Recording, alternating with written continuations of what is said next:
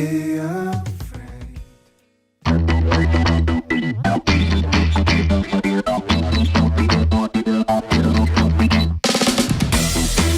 오늘부터 매달 첫 월요일은 국민의힘 하태경 의원과 함께 핫한 정치 숲부터 나무까지 표정과 몸짓 느낌까지 정치의 모든 것 모든 면을 깐깐하고 꼼꼼하게 들여다봅니다. 하태경의 정치 현미경.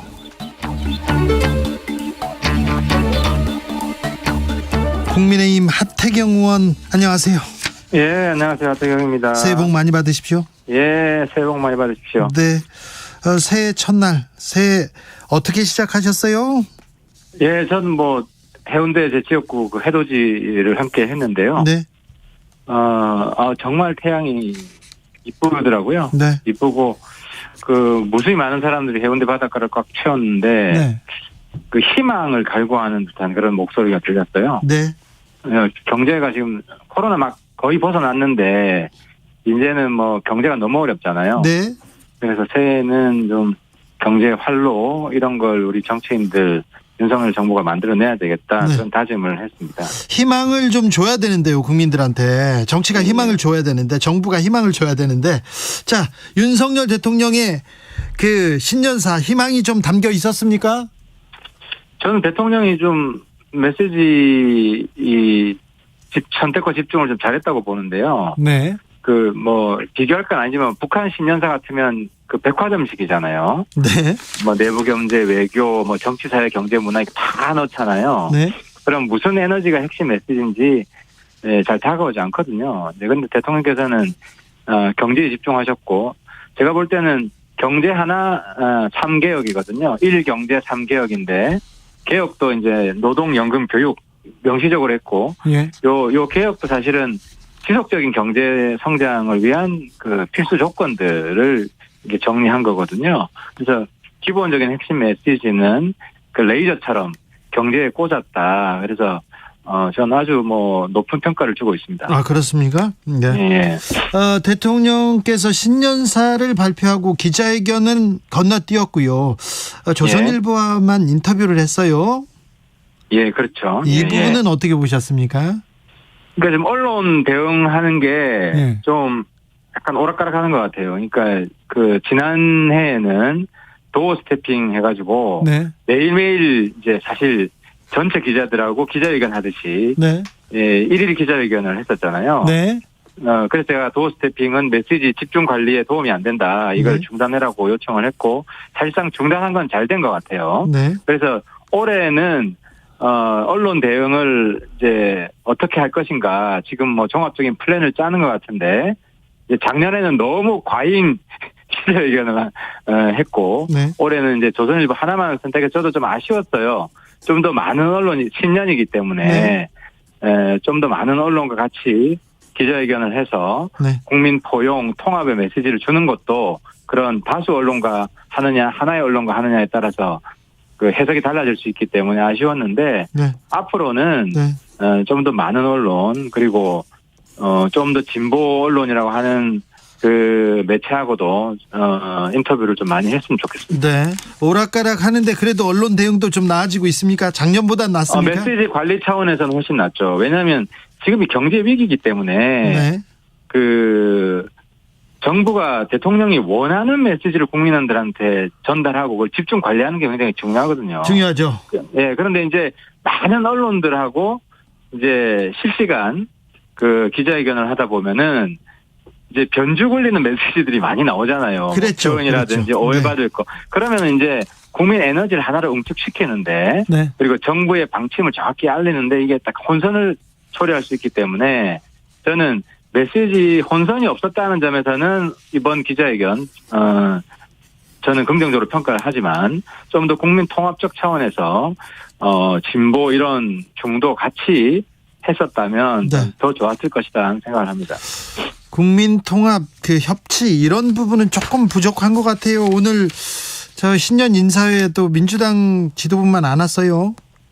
그건 저는 민주당이 잘못 같아요. 왜냐하면 뭐 민주당에는 뭐 정무수석이 전화 안 했는데 정의당에는 전화했고 그건 아니잖아요. 정의당 왔잖아요. 네. 그러니까 야당이 다 안 왔다면 뭐 윤석열 정부를 비판할 수도 있겠지만 민주당만 안 왔거든요. 그래서 민주당에서 무시한 건 아닌가. 저는 사실 오늘 굉장히 좋았어요. 왜냐하면 그 의원들뿐만 아니라 장관 그리고 그 이제 청장, 처장 네. 이런 분들 굉장히 많이 왔거든요. 그리고 이제 대법관, 헌법재판소장 평소에 뵙기 힘든 분이에요. 국회의원들도. 네. 그런 분들하고도 약간 담소를 나누고 또 제가 이제 진행하고 있는 여러 가지 이슈들 관련해서 해당 부처 바로바로 물어보고 즉답 받고 이래서 굉장히 좋았는데 민주당이 좀 더 소통하려는 노력을 네. 저는 민주당이 해야 된다고 생각을 합니다. 왜 안 왔는지 나는 이해를 못하겠어요. 대통령실에서 정무수석이나 정무비서관이 뭐 전화를 하거나 찾아갈 수도 있었잖아요. 그러니까 정의당은 그렇게 했는데 민주당만 안 했다면 뭐 그게 비판받을 수 있겠지만 그건 네. 아닌 것 같고 우리 당에도 뭐 찾아오거나 그러진 않았거든요. 네. 그러니까 그 어쨌든 민주당이 모르고 안 왔다는 거는 그거는 누가 어느 국민들이 그걸 믿겠습니까? 알면서도 무시한 거라고 봐야죠. 자, 오늘이요. 네. 기자회견이 아닙니다. 조선일보 인터뷰에서 한미가 미국의 핵전력을 공동으로 연습한다 이런 발언이 나왔는데 오랫동안 정보위원으로 활동하셨고 이 부분에 조금 그 조예가 깊으셔서요. 한반도 미국의 핵전력 한반도의 배치, 전개 이런 부분에 대해서는 어떻게 봐야 됩니까? 그러니까 이제 저는 미국이 많이 양보했다고 생각합니다. 만약에 실행이 되면. 그러니까 핵 기획, 핵 공동기획 공동작전이거든요. 네. 그러니까 핵무기를 우리는 어쨌든 비핵화 선언을 했기 때문에 비핵화 선언을 지키면서도 미국과 핵 공유를 할 수 있는 절묘한 방식이에요. 사실 중요한 것은 지금까지는 한미 연습을 했잖아요. 네. 한미 군사 연습을 하더라도 북한 핵 정보는 한국하고 미국이 공유를 하지 않았어요. 네. 그만큼 핵 정보에 대해서는 미국이 배타적이었거든요. 근데 핵 공동 기획을 하고 공동 작전을 하고 공동 연습을 한다는 거는 핵 정보를 공유한다는 거거든요. 아니 그런데 미국에서는 지금 정보를 공유하지도 않고 한국에서 핵 배치 얘기가 나올 때마다 무슨 소리냐 미국이 반대했는데 윤 대통령의 발언은 그러면 좀 핵과 관련해서 진전이 있다는 건가요? 그렇죠. 그러니까 미국 입장에서 핵 배치는 안 한다는 거예요. 예. 우리 대한민국 영토에 핵 배치는 없다. 예. 핵 배치는 없다. 예. 하지만 해상 그리고 우리의 영의 영공이 아닌 네. 해상 그리고 하늘에서는 여태까지도 미군 전투함이나 전투기에는 핵무기가 있었을 거 아닙니까? 예. 그 정보를 공유한다는 거죠. 아 그래요? 그래서 비핵화에 배치되지 않는 한국식 핵 공유를 한다는 거죠. 네. 근데 핵 공유, 핵 기획 이런 얘기 나오니까 또 국민된 입장으로는 좀 무섭기도 해요. 북한 핵이 있기 때문에 네. 거기에 안전판이라고 보셔야죠. 네. 사실 핵 안전의 가장 안전을 뒷받침할 수 있는 장치는 핵 균형이거든요. 일방만 핵을 많이 가지고 있으면 쓸려는 유혹에 빠질 수밖에 없어요. 지금 러시아에서 그렇게 핵 공갈을 하더라도 우크라이나가 지금 전혀 대응을 못 하잖아요. 핵위협에 대해서는.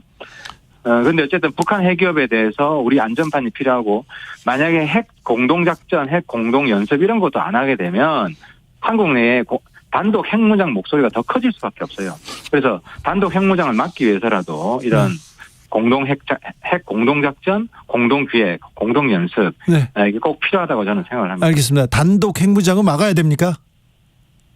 단독 핵무장 하면요. 우리가 북한처럼 고립돼요. 알겠습니다. 네.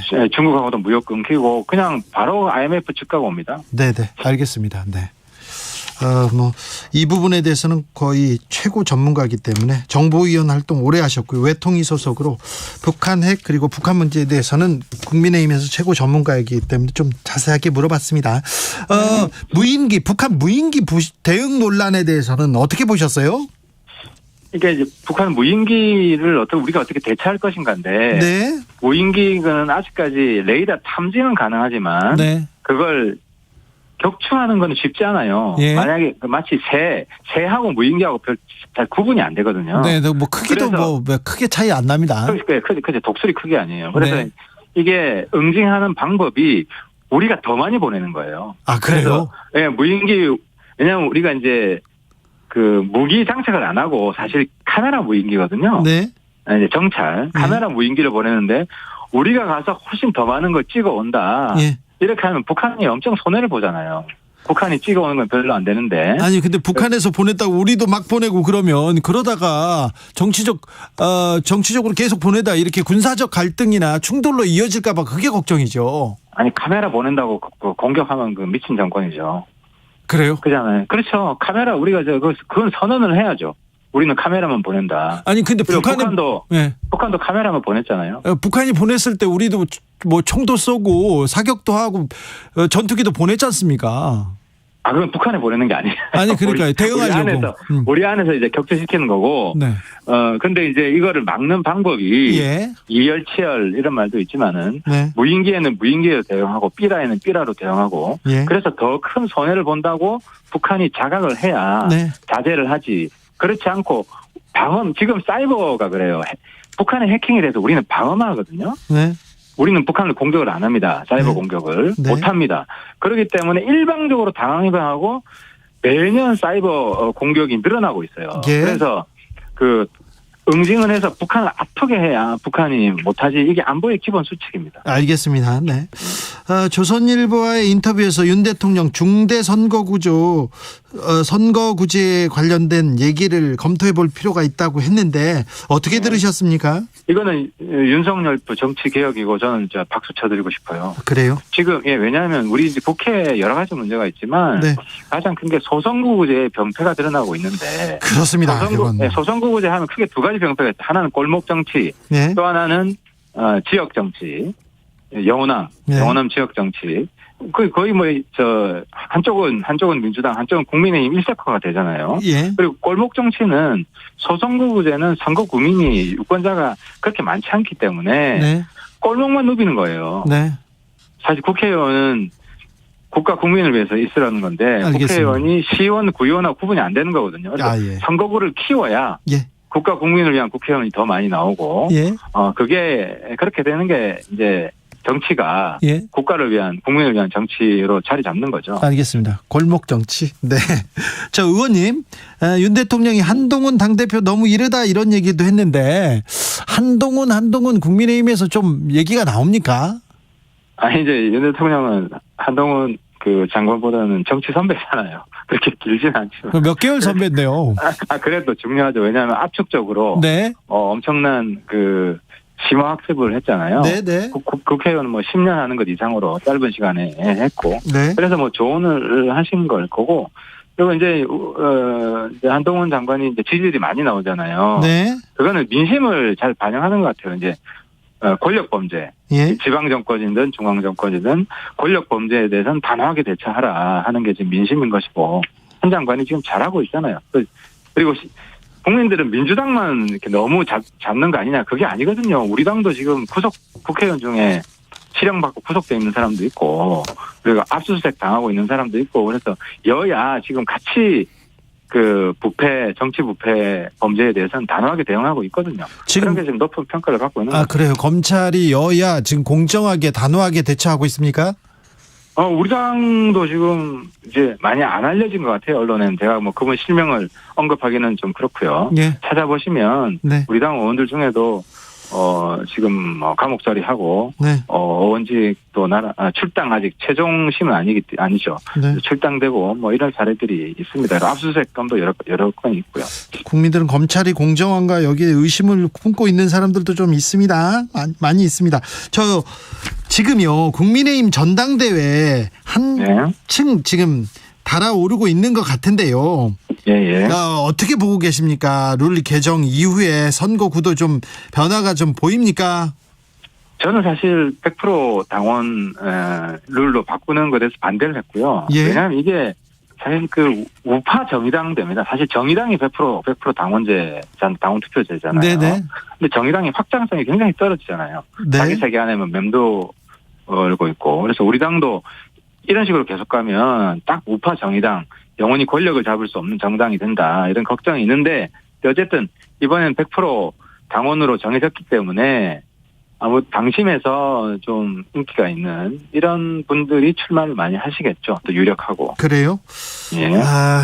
유승민 전 의원 지금 막으려고 이렇게 바꾼 거 아니냐 이렇게 얘기하는 분들도 많은데요.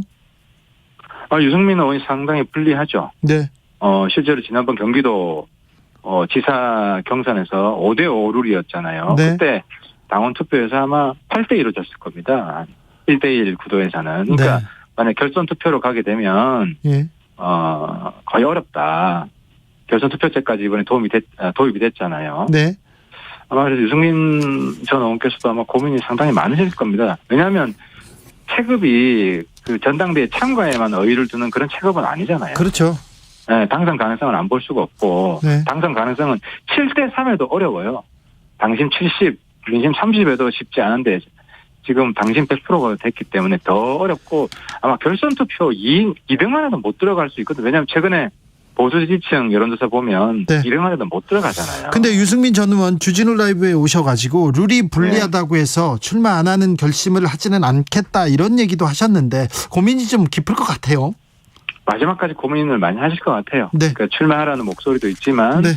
또 뭐 결승에도 못 올라가는 리스크도 있기 때문에 네.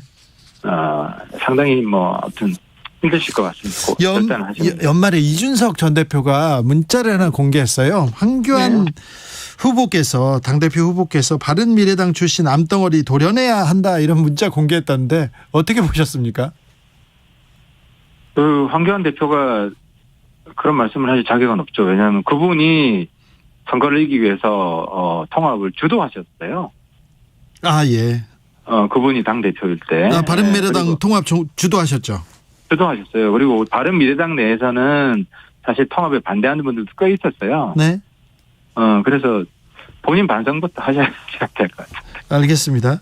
예. 지금 당내 분위기는 어떻게 흘러갑니까? 윤심 마케팅이 있습니다. 또 김장연대 같은 얘기도 나오는데 어떤 분이 이렇게 좀 눈에 그러니까 이 윤심을 항상 여당은 대통령 마음을 많이 팔죠. 네. 윤심을 파는데 그럼 최근에도 보면은 공천을 어떤 식으로 할 거다. 이런 누군 자를 거다 이게 윤심이다 이런 이야기들이 있잖아요. 네. 근데 다 헛다리 짚은 게 지금 대통령께서는 소선거구제 자체를 뒤엎으려고 하는 거 아닙니까? 그러니까 소선거구제가 중대선거구제로 가면 네. 지금 당협위원장 거의 의미가 없습니다. 근데 그렇잖아요? 그렇게 갈까요? 거기까지 정치개혁안이 나올 수 있을까요? 왜냐하면 이번에 굉장히 가능성이 꽤 높은 게 예. 기존 선거제도가 뭔지 아시죠? 그 준연동형 예. 비례대표. 예. 그거는 이미 실패한 제도고 그렇죠. 또 위성정당 할 수 없잖아요. 네. 그래서 이건 바뀔 수밖에 없거든요. 바꿔야죠. 네, 바뀔 수밖에 없고 민주당은 준연동형에 대해서 밀어붙였잖아요. 근데 준연동형이 그 양당제를 폐해를 덜자 지역 정치 폐해를 극복하자 이런 거잖아요. 네. 그러니까 민주당은 중대선거구제를 반대할 명분이 없어요. 네. 그렇죠. 민주당 내에서도 지금 주장하는 사람들 많습니다. 국회의장도 그렇죠. 그렇고. 근데 우리 지금 대통령께서 말씀하셔서 여당도 반대하기 어렵습니다. 네. 누가 그거 큰 목소리로 반대할 수 있겠습니까? 여당에서. 때문에 민주당도 반대하기가 어렵고 여당도 반대하기가 어렵고 찬성하는 목소리는 커질 수밖에 없고. 그러면 앞으로 정치개혁에 대한 목소리가 조금 나오겠네요? 중도선거구제 개혁이 아마 정치개혁의 핵심 화두가 되고 네. 상당히 진도가 빨리 나갈 것 같습니다. 네. 당권 주자들 오늘 대통령 만난 다음에 다 TK로 가가지고 내가 모태 TK다 아니다 원조 TK는 나다 이렇게 다 TK한테 호소하고 있던데 어떻게 보셨습니까? 그러니까 당원 100% 지금 선거룰 때문에 TK 영남에 당원이 많거든요. 예. 그러니까 이제 영남 당심에 호소를 하는 건데, 근데 이제 중대선거구제에서 이기기 위해서는 민심 비중을 높여야 됩니다. 그래서 이번 전당대회 룰은 100% 당원으로 돼 있지만 다음에 국회의원 공천을 위해서도 경선을 할 거 아닙니까? 예. 그때는 민심 100%를 하든지 민심 비중을 최대한 높여야 다음 총선에서 이길 수 있다. 그걸 다시 한번 좀 되새겨 드리고 싶습니다. 민심 비중 높이고 그럴까요? 아마 지금 뭐 그래도 또 윤핵관들 그리고 검사 출신들 계속해서 당협위원장으로 다 이렇게 뛰쳐나가던데요. 그러니까 그게 뭐 크게 효과가 없다는 거죠. 중대선거구제로 바뀌게 되면 네. 그 우리 당협위원장만 공천받는 게 아니라 우리 당 내에서도 후보가 2-3명 될 수 있거든요. 네. 지금 구의원 선거가 그렇게 돼 있잖아요. 네. 그래서 누가 국민들한테 잘 통하냐. 네. 그건 영남도 마찬가지입니다. 공천 받으면 무조건 당선인 시대가 지나가는 거거든요. 네. 당내 여러 후보가 나오기 때문에. 네. 그래서 당심이 큰 효과를 발휘하기가 어려운 게 중대선거구제다. 그리고 여태까지 국회의원 경선은 100% 여론조사를 했었습니다. 100% 예. 민심을 했었어요. 아, 그래요? 예. 그렇게 갈까요? 여태까지 했고 우리 당 내에서도 그건 총선은 국민들이 뽑는 것이기 때문에 국민들한테 선택받아서 1등하는 사람을 공천해야 된다. 네. 이런 게 당 내에서는 지배적입니다. 알겠습니다. 민주당은 지금 어떻게 가고 있는 것 같습니까? 어떻게 보고 계십니까? 민주당은 뭐 가장 큰 문제가 이재명 당대표 본인이죠. 사실 지금 측근들 이렇게 구속되는 상황이 되면 사과하고 물러나는 게 사실 정치인의 도리인데 끝까지 버티고 있잖아요. 그래서 일단 이재명 당대표를 내부에서 정리하지 못하면 민주당은 상당히 어려워질 거다. 그렇게 생각합니다. 측근이 고속됐다고 해서 또 자기가 정치를 접어야 된다. 대표에서 물러나야 된다. 이거는 또 너무 나가는 거 아니냐 이런 얘기도 있어요.